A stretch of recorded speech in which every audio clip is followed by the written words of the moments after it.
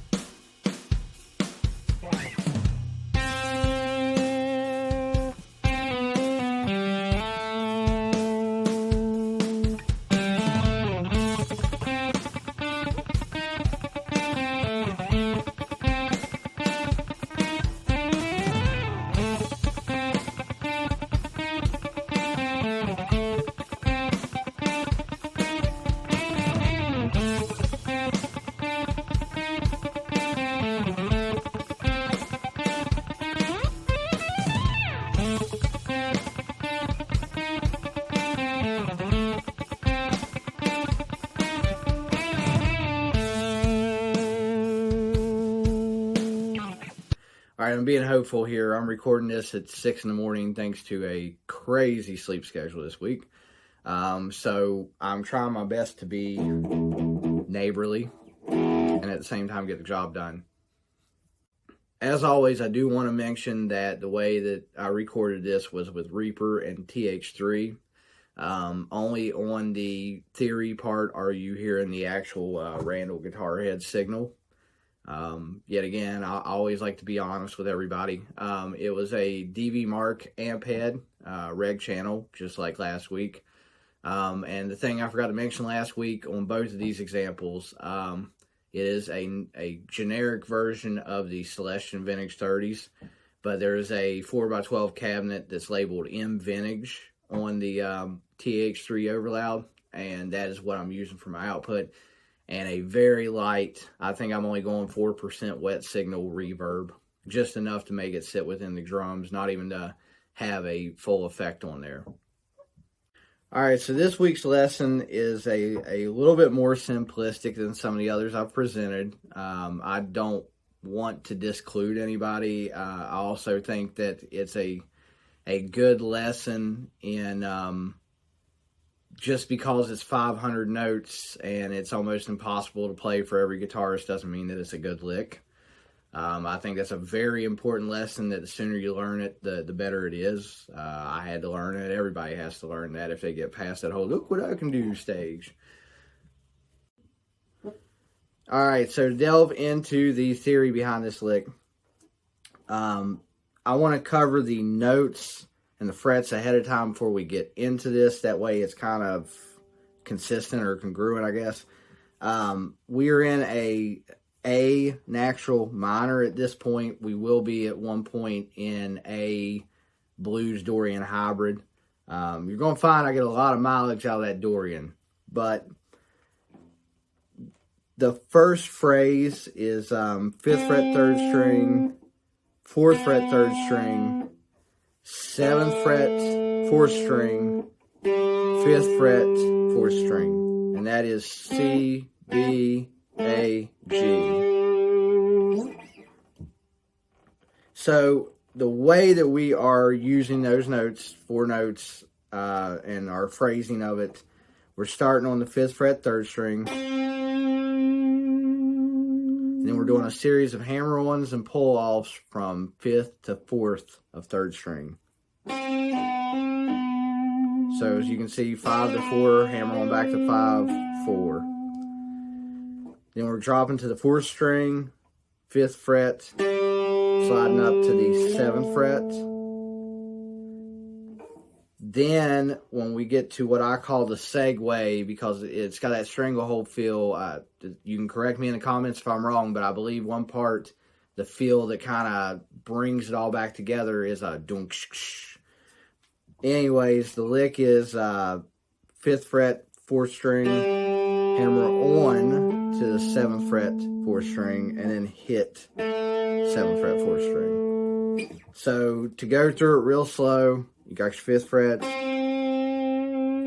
5th and 4th hammer on pull off series, and then your 4th string 5th fret, slide up to the 7, and then your 5th fret 4th string, hammer on the 7, and then strike it again.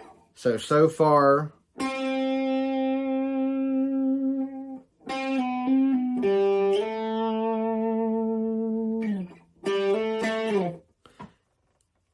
now with that I will mention the vibrato. I kind of do that to just keep the note resonating. It's a big long note there, and also on the last. Actually, I'm sorry. I do it there. Right there. It's just keep the note going, kind of keep some vibrancy about it. A lot of times I'm guilty of where a lot of guitarists would probably frown on vibrato. I try to use it. I just think that the second you let it quit having that feel, you've let your solo potentially fade to the back where the rest of the instruments are. And if you keep some note resonance going through vibrato, not a wide vibrato, just the minimal vibrato, it keeps it from dying, for lack of a better term, to my ears. Everybody's different. If you don't want to throw the vibrato in on that part, no harm. I mean, as I always say, make it your own. All right, so for the next phrase, which is the main phrase of all of this, and thanks to Josh Belcher, as I always say, keep a drummer in your corner, if not drummers.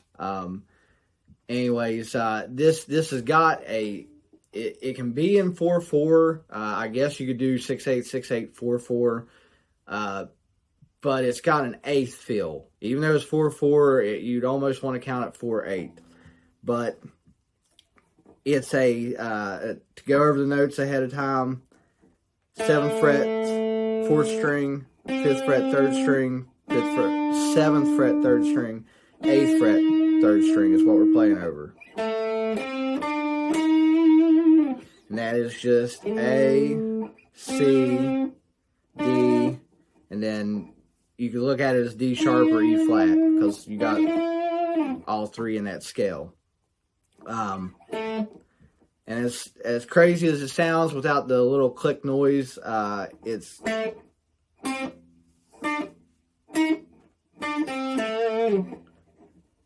4th string 7th fret, 3rd string 5th, 7th, 8, back to 7, 5, and then 4th string 7th. When you throw the click noises in, the best way I can describe it is, I'm not over a harmonic. I even if I didn't have that on, I don't do that. I try to find a dead spot on those frets. So, you know, I hit the frets and then I do 4 clicks, chickas, whatever you want to call it.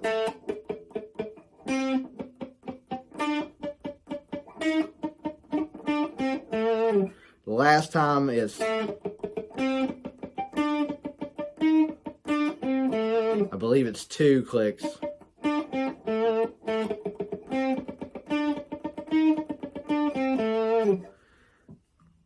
Then the second time I go through the phrase, I only go up. I don't work my way back down. So, and then I do that little fill lick. And this is where that pentatonic blues / Dorian hybrid comes in. you're playing 3rd string, and this is all legato. You're playing 3rd string, 5th fret, hammering on to the 7th, and hammering on to the 8th. And then you're doing the same thing on the 2nd string. It's 5th fret, hammer on to the 7th, and then 8th. Then same thing on 1st string. 5th fret, 7th fret, 8th. Then I come back down to 7. Then I hit 5 again. And it's kind of counted as a note value, but the slide serves as one, I guess that'd be 8th note. So you're going and then sliding off. The slide to nowhere, as they call it. Note wise, you know, your C, D, you're hitting that D sharp / E flat, E, F sharp, G, and then A, B, C. That F sharp's was throwing that Dorian in there. So that trail off, like I said, is kind of like its own note.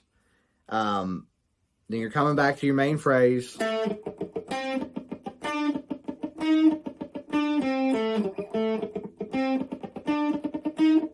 So I guess it is 4 clicks every time. See, I'm learning about myself as we go through this. But this time when you get to you're doing a bend, and it's okay to go a little bit sharp on it. In fact, that's kind of the point. You really do want this part to be dissonant and raunchy, while still maintaining that value so that it stays within the scale. But it's a little bit sharp bent, and you can either go half or all the way back down. Either one you need to do, or about right there. But it's, and then you bend back up to the unison bend. So don't be afraid to overshoot. Just so you've got kind of a bend, a not bend, and then a on spot or on point bend. Back to the main phrase. Oh, and I'm sorry if you didn't catch the bend. It's that 7th fret, 3rd string, 5th fret, 2nd string.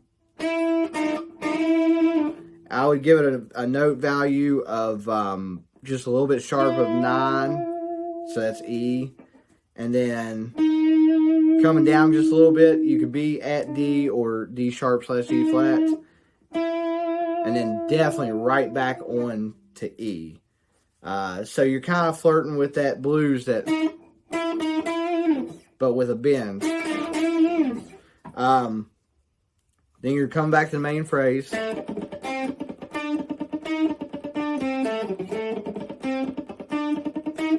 We're going to do the exact same thing we did here. It's the exact same notes, except we're going to go an octave up. So you're doing 17, 19, 20 on the 3rd string, 2nd string, and then 1st string, and then same thing. You're walking it back down to 19, 17, and then sliding off into the distance.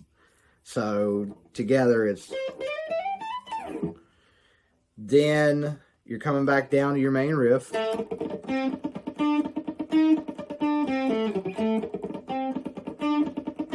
Exact same bend we did. And then finishing off on 7th fret, 4th string, a little bit of vibrato in there. That completes the theory and the phrasing of this lick. So as always, take this, make it your own, switch the scales you're in, switch the cadence of it, switch what register of the notes you're in. I mean, switch it to, you know, mess around with it. Throw harmonics in there, you know. Whatever you want to do with it. I'd love to see what you do make of it. I hope you have gained from this lesson. Any questions, you're welcome to put in the comments area. I also have the Dr. Willie J page over on Facebook. Help yourself to catch me at whichever. And until next time, be safe, take care, keep riffing.